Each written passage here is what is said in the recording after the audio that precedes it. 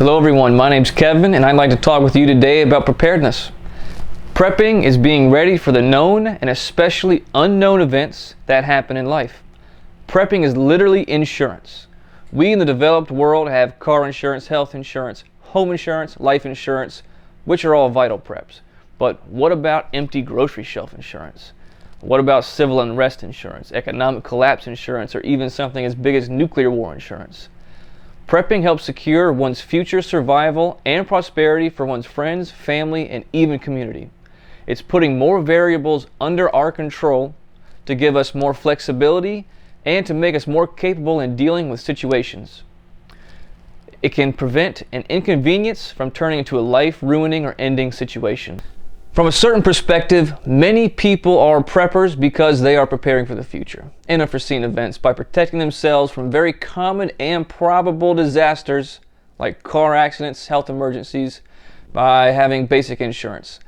This is the bare minimum prepper. Imagine having a bad car accident with a hospital visit and not having insurance. Those bills will go through your life savings like a green tip 556 through a steel plate. We can't afford to cheap out on the common preps. But again, from a certain perspective, most people, even with great insurance, can't really be considered prepared. For example, take a New York stockbroker, multimillionaire who has $2 million apartment stocked with champagne and some takeout leftovers, versus a guy in the suburbs or woods who has enough food to feed his family for a year. Put them in a nationwide collapse and see who thrives. But no offense to the multi-millionaire stockbroker. Grit up, you're doing great and in a good position to secure some preps before SHTF. These bare minimum people will typically have a few days worth of food in their home, maybe a vehicle for evacuations, are able to pay off their debts and bills, have insurance, and maybe some means of self-defense, even if it's just a baseball bat next to their bed, a basic first aid kit, and a fire extinguisher. That's where many people in the U.S. middle and upper class find themselves. It's not great, but it's better than most people in the world. This is good enough for the common grit-up disasters, but in a real SHTF situation, that's not enough to put the odds in one's favor. The real factor is to what degree an individual wants to prep and what direction they want to go with it. The goal, in my opinion, should be to have well-rounded preps that cover many different situations and then get more specific over time to meet our specific needs. As stated before, having control over one's finances, having insurance, first aid for very common events, a car to evacuate, a self-defense tool, and a bit of extra food is the bare minimum baseline level of preparedness. Maintaining this level of preparedness should come first. One must plan for the average, then do more. Do not ignore the boring stuff. Do not give in to sensationalism. Yes, we need to be prepared for things like Yellowstone supervolcano, invasion of mainland United States, and EMPs and all that stuff. I 100% agree, but not at the expense of the more common threats. To further prepare, we all need similar areas of improvement. We all need food, water, shelter, medicine, proper hygiene, security, financial stability, the ability to evacuate, and we need to be physically, emotionally, morally, and spiritually strong in order to overcome the adversity that lies in store for us eventually. In this further preparation, we need to ask ourselves certain questions to meet our specific needs and goals.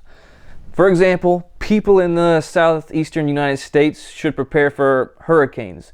So they need to ask themselves, am I prepared for flooding, high winds, and evacuating? While someone in Southern California will need to prepare for forest fires, civil unrest, drought, and evacuating. Food is an extremely vital prep and a great place to begin preparing. We all need to stock up on non-perishable foods, but we need to ask ourselves, how many people am I responsible for? Does anyone have any special dietary needs? Do I live in an 800 square foot New York apartment or a 3,500 square foot home in the country or suburbs? This needs to be known so you know how many calories you can pack in the space you have available. This prep is a lot of fun. You get to stock up on your favorite foods, try new food to see if it's worth stocking up on, And remember, variety is the spice of life. Don't just stock up on rice and beans, have fun with it. Now for water. If someone lives next to a river, pond, or has a well, their water preps will be how to filter this abundance of water or how to irrigate crops with it. While someone in the Mojave will have to ask themselves, how many people am I responsible for? How much water does each person need? How do I safely store, filter, protect, and distribute this water? The person in the desert will have totally different water preps and needs than someone with an abundance. A human can go at most in perfect conditions 3 days without water, but in a hot environment, you can die in less than 24 hours. Being able to store, clean, and replenish water is one of the most important preps. Paragraph 3. With medicine, we all need certain items like ibuprofen, cough medicine, anti-diarrheal, basic to advanced first aid, depending on one's skill level, and wound care. But do you or someone you're responsible for need certain medications? How long can you go without them? How much do you have stored away? Can you get more? Having medicine can turn a sleepless night coughing into a pleasant night's rest and recuperation. In a grid down situation, medicine is more valuable than gold. Being able to make you and your loved ones feel and get better is priceless. Next, we come to hygiene. This is so important and can be overlooked or underprepared for.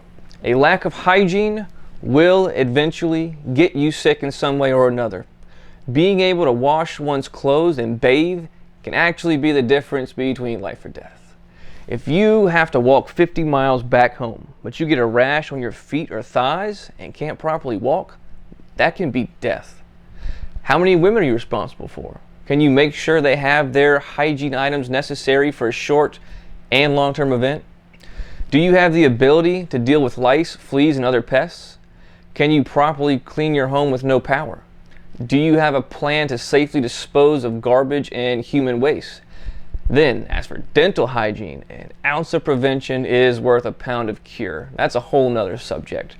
But dental accidents do happen, and having oral antiseptic, Oragel, and very basic dental tools can help someone a lot until they can get professional dental care. Remember, the only thing worse than going to the dentist is not going to the dentist. Now we've come to the fun subject that everyone gets excited about. Security. If you live in the United States, even in the anti-Second Amendment states, you have an advantage over most people in the world who have no access to firearms, and their nations have the monopoly on violence and force, and do not want you to defend yourself. But regardless of how much freedom you have, we all have a human right and responsibility to defend ourselves and those we are responsible for. You are your first responder. Ask yourself, where are the weak spots in my home security? What are people like in my area? Do you live in the ghetto, the country, or a gated community? Do you have a home security system? Do you and your family have a plan in case someone breaks in your home? Do you have the ability to defend yourself away from home? Have you facilitated the training of your family to defend themselves? Do you have adequate training to defend yourself? Do you have the skills to defuse an altercation using verbal judo, which is extremely important? Do you have the tools and skills to appropriately de-escalate and escalate force? Are you prepared for the legal consequences of defending yourself in criminal and civil court? Then we have things like cybersecurity. Do you and your family know about the dangers on the internet? A simple mistake or bad internet connection could wipe out your entire bank account, put all your personal information online, ruin your credit, and screw up your life for the next few years. We are living in the information age, and we are more likely to have our credit card and bank and personal information stolen than we are to be mugged or have our homes broken into. We need to defend ourselves online as much as we would defend if someone's trying to steal our wallet or break in our homes. Now we need to discuss finances. If you have a large trust fund or a tribesman who trades in cattle and lives in a mud hut, You can both skip this part. But for everyone else, we need to ask ourselves some questions and be very careful how we handle our finances. We all know our incomes and assets can differ quite drastically. Some people in the world might make $100 or less in a month. Some make $100 before lunch, and some people can grow their income while they sleep. Regardless of what a man's income is, we all follow the same rules of wealth. And if a man is ignorant or disobeys a rule, that man and all those he's responsible for will suffer the consequences. Failing to be financially responsible is a huge threat to one's preparedness, health, marriage, security, and many other aspects in life. All men must know where their money goes. So we need to sit down and ask ourselves, what are my expenses, daily, weekly, monthly, and annually? Then look at what one's income is to see how much we really have at our disposal. Then we can decide how much extra food preps we can afford to put away. How much ammo can I afford to shoot and put away this year? How much of a cash emergency fund do I want to keep on hand? Do I want to invest in the stock market or transfer USD to precious metals? Do I want to max my 401k, buy land, pay off the mortgage, or buy a new vehicle? Everyone has to follow the same rules for wealth, but we can take different paths and prioritize different things. As long as a person can pay his bills, give some to charity, feed and protect his family, put some preps away, and save and invest for retirement, I'd say you're doing great. I'd also like to add that retirement is a prep many people ignore, even outside the preparedness community. Prepping to live into old age in comfort and health is something far too many people put off. Investing poorly or not at all in retirement is something younger people can't afford to overlook. People today are relying on the government and social programs for their literal survival. And I have a hunch that by the time I'm old enough to draw Social Security, it's gonna be worthless. So relying on the government to provide for me and my family is not in my plan for preparedness or success, and I wouldn't recommend anyone rely on it either. However, if you are living on Social Security or some other government aid, I don't want you to feel like I'm putting you down. We should take and use every advantage that life gives us.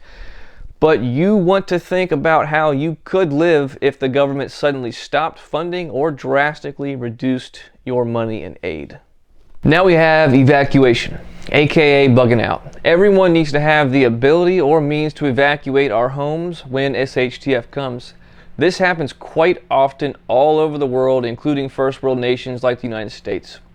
In the United States and all over the world, evacuations are mostly because of natural disasters like fire, floods, and storms. Then the less common but often most devastating are people who have to leave their homes and even countries because of war and violence. Well-done evacuations can be seen in the southeastern United States when a hurricane comes. States can reverse lanes on highways to double traffic flow away from danger, get buses for the less fortunate and unprepared, and have the National Guard there for order and making sure people don't run out of gas. Then there are emergency evacuations, like in a forest fire where we might have minutes to leave our homes, and the path to safety can be dangerous.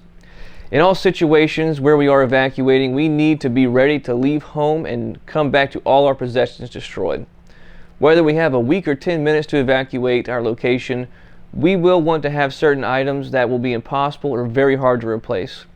We want to have our paperwork, IDs, passports, deeds, titles, social security cards, birth certificates, immigration, adoption paperwork, family photos, and the countless other items that can be very difficult to replace.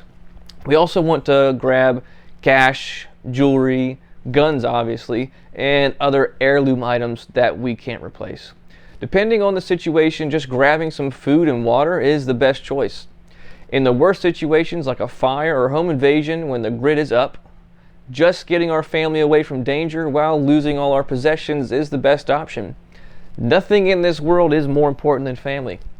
While having to turn tail, leaving our home to be ransacked by criminals is degrading, emasculating, and not ideal, it's better than risking having bullets go through our children's bedrooms, our neighbors' homes, or even risking our women being assaulted. which is less common in the United States, but standard criminal procedure in places like South Africa. So we all need to ask ourselves, does my family and I have a plan to leave home at a moment's notice? Do we have pets or elderly or special needs people in our home who will need assistance in case of emergency? Do we have a plan in case of fire or home invasion? Can we grab all important possessions and leave home with confidence that we have everything we need? Do we have a place for our family to go? Is our vehicle capable of traveling long distances?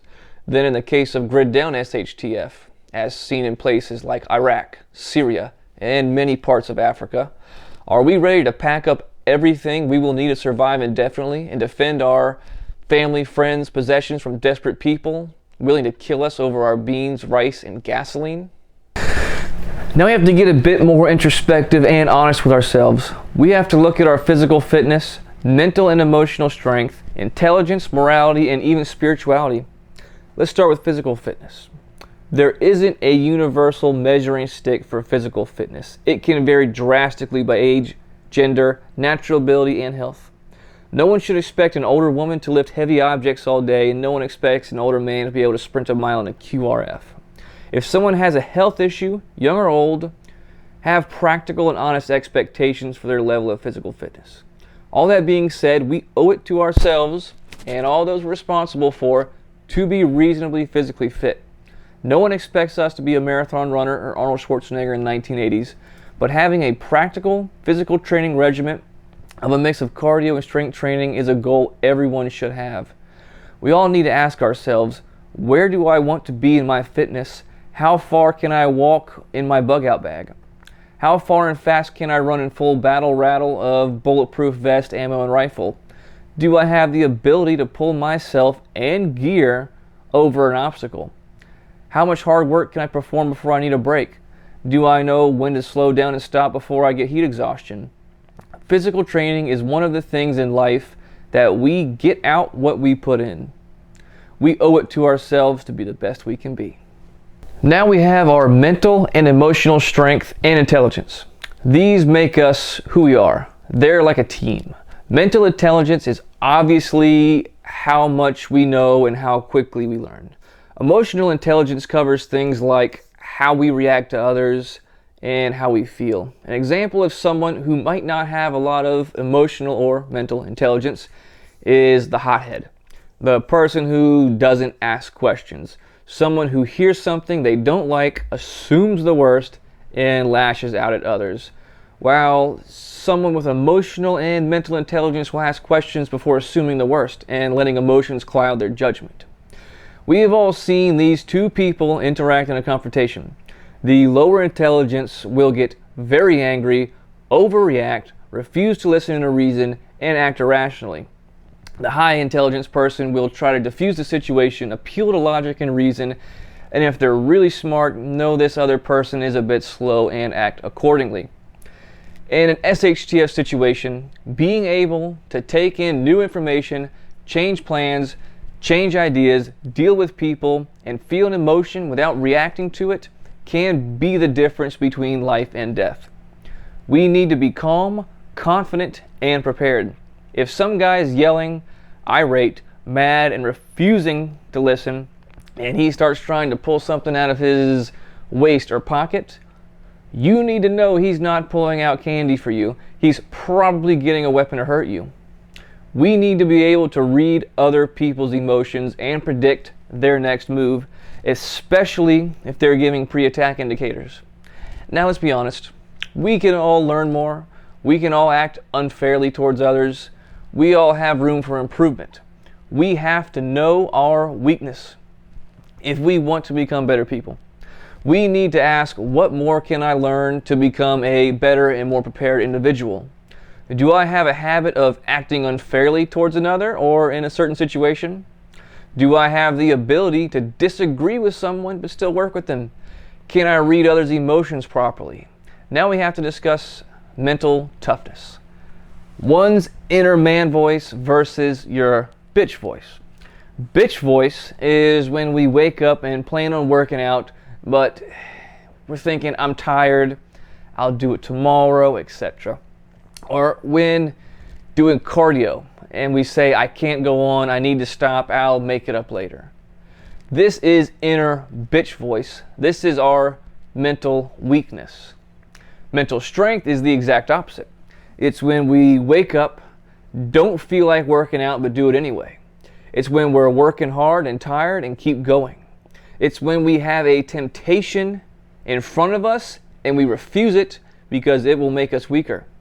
This is mental strength. This is the hard path. It's the hard choices.